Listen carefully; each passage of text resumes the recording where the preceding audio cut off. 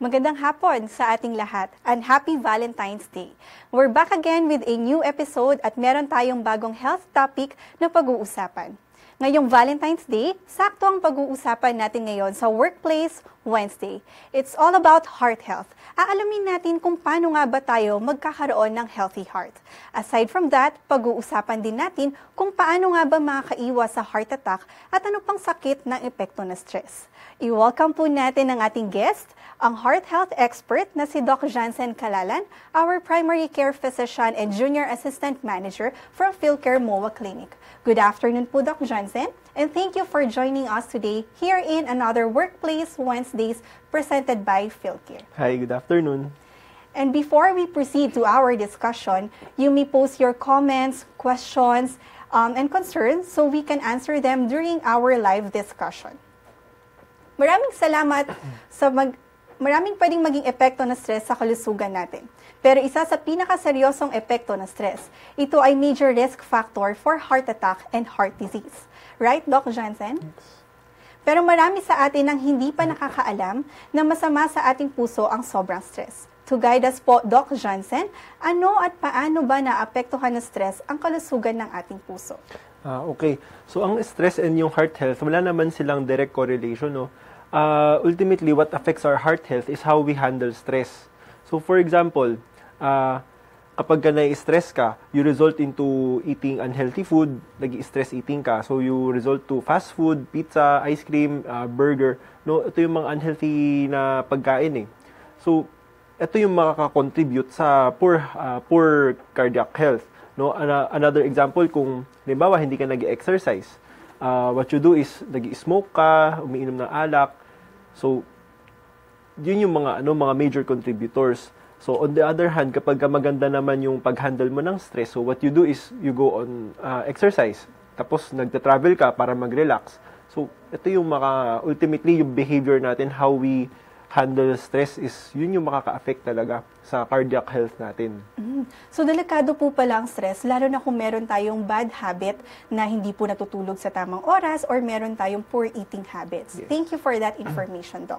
Next question naman po is about healthful and heart-healthy habits.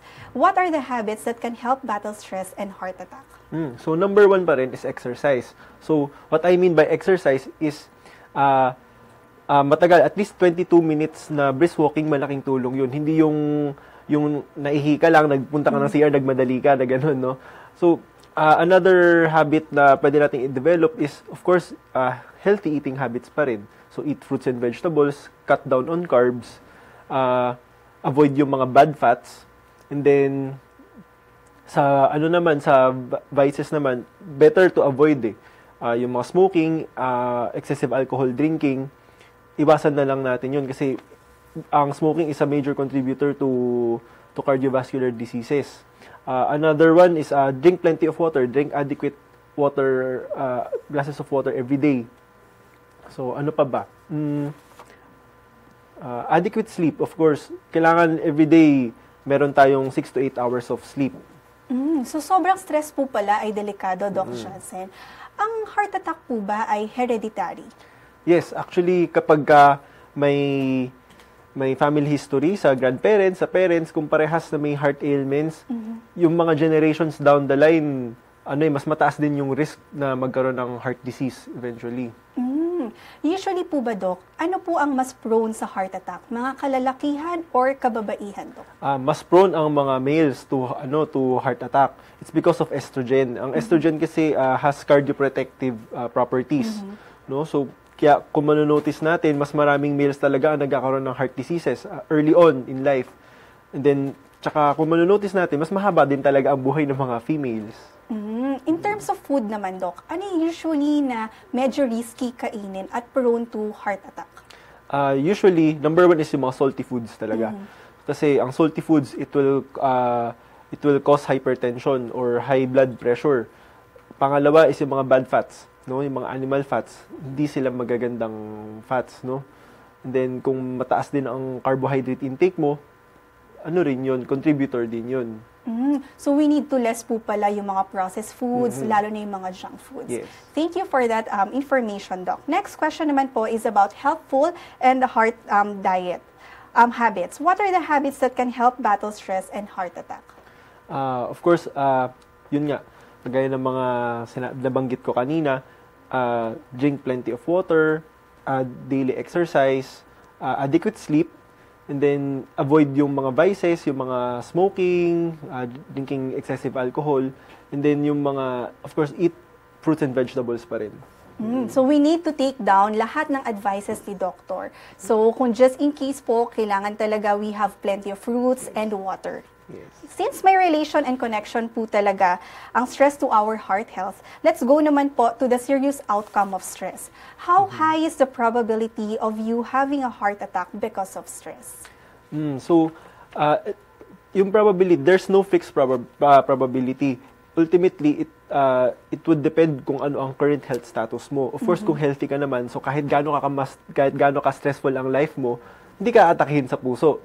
Pero of course, kapag may pre-existing ailments ka na, halimbawa, may hypertension ka na, may diabetes ka na, mataas ang cholesterol mo, tapos you're on the heavy side, kung obese ka, and then kung nag-i-smoke ka pa, yan ang mga factors na mag-i-increase ng probability mo to developing heart attack. I see. May we ask a follow-up question to that, Doc? What are the signs of stress-induced heart attack? So number 1 is yung chest heaviness. No, chest heaviness which radiates to the left side, left arm, actually hanggang sa jaw, pati sa sikmura. So yung ganyang klaseng chest heaviness, sign yan ng myocardial infarction or heart attack. So aside dun sa sign na yon, kasama rin ang excessive sweating, cold clammy extremities, shortness of breath, yan yung mga kailangang bantayan na signs. So once na makakita ka ng ganyang sign sa isang tao, immediately call an ambulance kasi emergency case yun. So we should be aware na yung mga nararamdaman pala natin ay signs na ng heart attack. Ingat-ingat mga kaibigan ha, please take all the advices of Doc Johnson. Moving forward po, Doc Johnson, sa topic natin, although lahat naman po ng tao ay nasa-stress, can you specify who are at risk of this health condition? Yun, yung mga may sedentary lifestyle, syempre hindi sila nag-exercise, so yung mga fats nila hindi naman nababurn, so prone sila sa obesity. Pangalawa, yung may mga unhealthy eating habits, yung mga mahilig sa fast food, yung mga mahilig sa processed foods, mga matataas ang salt content nun. Plus, yung may mga vices, yung mga nag-i-smoke, yan sila yung mga at risk talaga. Okay po. For more specific guidelines, pagdating sa health natin, we should visit our doctors muna talaga and check up, di ba, Doc Johnson? Yes. So, thank you so much, Doc Johnson. We've learned so much from our live talk. Later, we'll address some of the questions and concerns of our audience. But before that, let's listen to this message. You're on PhilCare Facebook Live.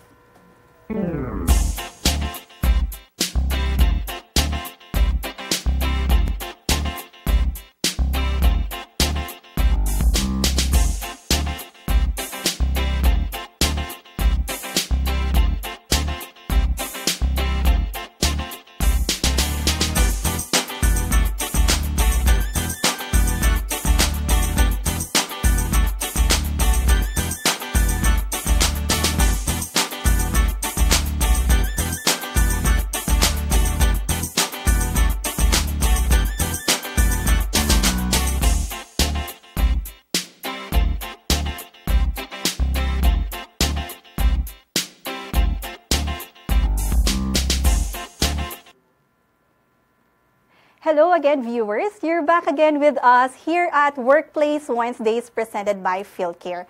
Simulan na po natin ang ilang mga tanong at comments mula sa ating mga viewers. Question from Esmeralda. What foods can eat to a healthier heart? In general, what you can do is follow a Mediterranean diet. Kung medyo nahihirapan kang mamili ng mga pagkain, no. Pero if you want to go more specific, ito yung mga grapes or berry fruits. Ito kasing dalawang to, meron silang resveratrol, so it's an antioxidant. So other foods like apple, onion, kale, and tea. Ito namang mga to, meron silang quercetin. It's also an antioxidant. And then turmeric, it has very good anti-inflammatory properties. And then green tea. it has catechins which can lower cholesterol levels. Okay po, so galing naman kay Antonio, can medicines lower my stress level? Yes, there are medications that can lower your stress levels. They are called anxiolytics. But of course, bago ka mag-take ng mga medications na to, better na mag-seek muna ng consultation sa doctor mo because may mga side effects itong medications na to. Okay, next we have from Roxanne. Doc, what are the factors that make stress worse? Of course, kapag may negative mindset and of course lack of sleep. Siyempre, stress is already part of our lives. It's part of our daily routine. So kapag negative ang reaction natin to those stressors, siyempre tayo rin yung magsasuffer. Siyempre kung may stress tapos magko-complain tayo, wala rin naman mangyayari, nandiyan pa rin yung stress, 'di ba? So better na lang na magkaroon ng positive mindset or positive outlook. Masaya ka pa, 'di ba? And then sa sleep naman, delikado talaga na magkaroon ng lack of sleep. So, syempre, kapag magdadrive ka, pag kulang ang tulog mo, syempre prone to accidents yun. Tapos kapag magko-commute ka, ganun din, prone ka pa ma-hold up or ma-snatch siya ng valuables mo. And then, of course, kapag nasa work, hindi maganda ang productivity. Di ba? Pwede ka mapagalitan ng boss. So, makakadagdag sa stress mo yun. So, it's better to have adequate sleep every day. Okay, ayan po. Next question naman po is for our mommies out there. Question from Honey. Do pregnant women have to worry about this health problem? In general, hindi mo naman kailangan mag-worry, no? But of course, there are certain cases na upon getting pregnant, nagkakaroon ng heart ailments. So that's why very important ang regular follow-up sa obstetricians. Okay. So, may ganong risk po pala, Doc. So, moving on to our last question from our viewer, galing kay James, is this a long-term illness that would require medication? Yes, cardiovascular diseases are long-term illnesses that requires maintenance medications. So, itong cardiovascular disease, it's a type of degenerative disease. So, meaning, it can cause premature death eventually, no? And then, of course, rin siya degenerative disease, so it only worsens as you age. So, that's why it's very important na ngayon pala mag-invest na sa health mo. So, eat good food, take supplements, exercise daily, avoid yung vices, no? So, kapag napabayaan mo kasi yung health mo, ngayon pa lang, eventually magkakaroon ka talaga ng ganyang sakit in the future. And better talaga, Doc Jansen, na mag-consult po agad-agad sa ating mga doctors. Ayan po, maraming salamat po talaga, Doc Jansen, for joining us and sharing your knowledge to our PhilCare Facebook Live. So, Doc, ano ba yung pwede bang ma-advise sa ating mga viewers, lalo na ngayong Valentine's Day? So, always keep a positive mindset and love life and live it. Okay, so Doc, ano po yung inyong clinic hours and ano po yung address po ng ating clinic? So, my clinic is at Mall of Asia at 5 Ecom Building. I have my clinic from Monday to Friday, 2 p.m. to 10 p.m. So, there we have it. I'm sure our Facebook viewers is already knowledge about our topic. Salamat din sa mga nakisali sa usapin natin dito sa Impact of Stress on Your Heart. On this Love Month, doble ingat po sa ating mga puso dahil maraming pwedeng manakit dyan, hindi lang tao or stress. Don't forget to like our Facebook fan page, that's at PhilCarePH, or visit us at philcare.com.ph.